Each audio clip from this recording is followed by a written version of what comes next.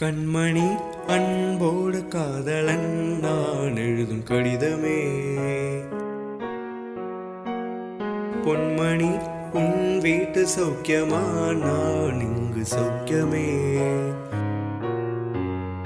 உன்னை எண்ணி பார்க்கையில் கவிதை கொட்டது, அதை எழுத நினைக்கையில் வார்த்தை முட்டது.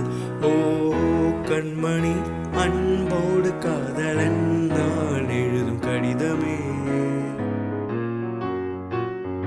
பொன்மணி உன் வீட்டில் சௌக்கியமா, நான் இங்கு சௌக்கியமே.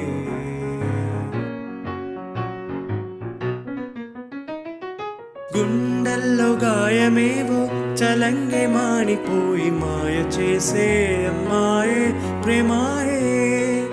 ఎంత గాయమైన గాని నా మేనికేమి గాడు